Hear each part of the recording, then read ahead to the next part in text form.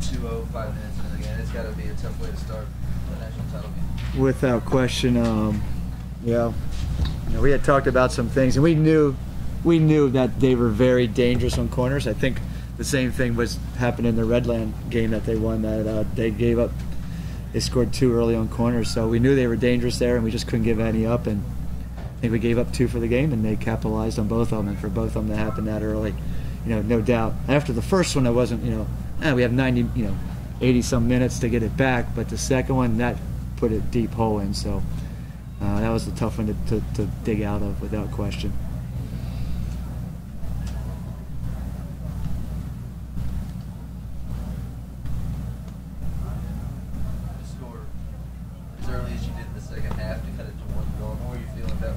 I thought, now we have a chance. I thought if we got 1, there's a chance, there's a good chance we'll get 2, because I knew our group's going to respond. They're not just going to go away. That's for sure.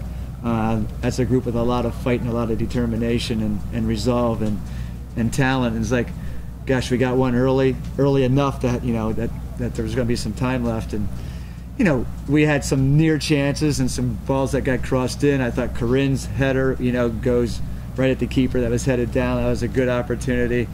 Another ball that Joey almost got on the end of it. A lot of almost, but at that point, they're up 1. They don't need to score another one, and they were committed to defending, and they did it well. And it's at that point when you're trying to go on through 10 field players and 11 behind the ball.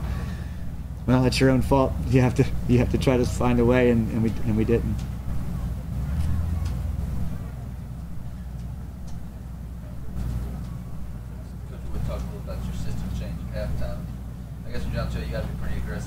Sure, you're down 2.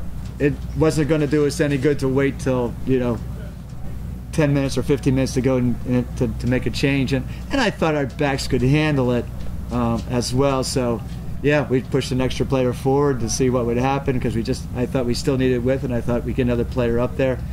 We just needed some numbers around the box, and it paid off early, and I thought it paid off throughout the half. Like we definitely had it, but we just couldn't finally break through. But sure, yeah, we made the change right away, because we just had to go for it. We're not going to sit and hope it happens. We got to take the game. At that point, we had to chase it.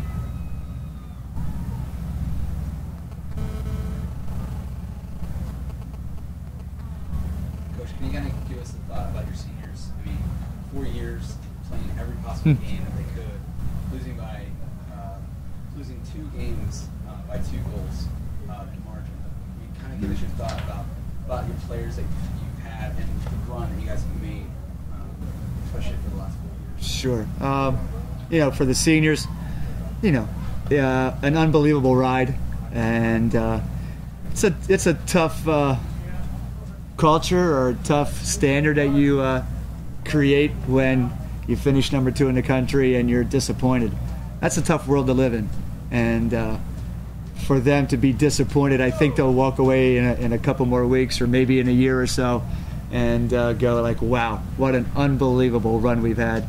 To make 4 national championships, to make 1 is a person's dream for most players, like to have that 1 opportunity.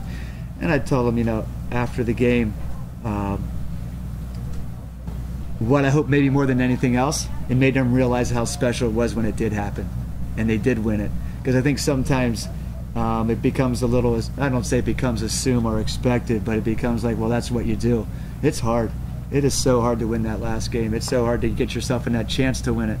And to look back and say, wow, those other opportunities that we did take advantage of, that's something to be really, really proud of, and because it's so difficult to do. So I think in time they'll look back and go, wow, to go, maybe it'd be a nicer story if the bookends were their freshman and sophomore or senior year to win it, but sometimes it isn't always a storybook ending. But I think it's a storybook career.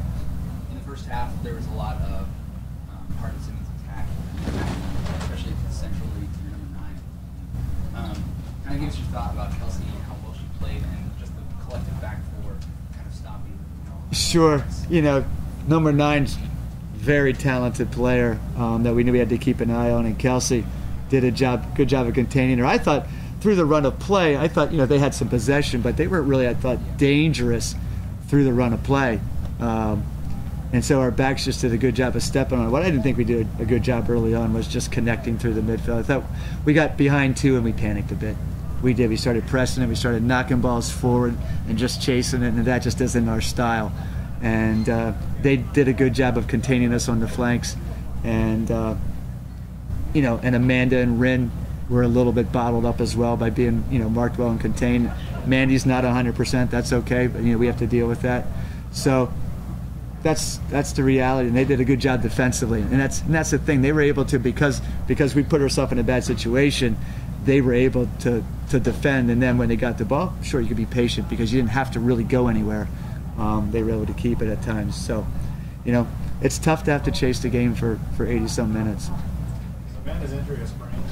Yeah, it's an MCL strain that happened in the game against Hopkins. So she really hasn't done a whole lot of training or playing since that game until this weekend. So I thought she still moved pretty well, but it wasn't quite completely her. But that's part of a season. That's what teams go through, and that's why it's a team thing. And so I thought we had some girls who really stepped in and played well tonight. I thought Tanya Nieto stepped in and was a factor, was dangerous. Allie Rogers, what a great weekend for a freshman kid. Alicia, wow, to get a goal at that point. So, we had some young kids who did some really great stuff, and I don't think that there's going to be the demise or the fading away of Messiah. Hopefully not. So, if anything, maybe it just puts a little fire back in the belly.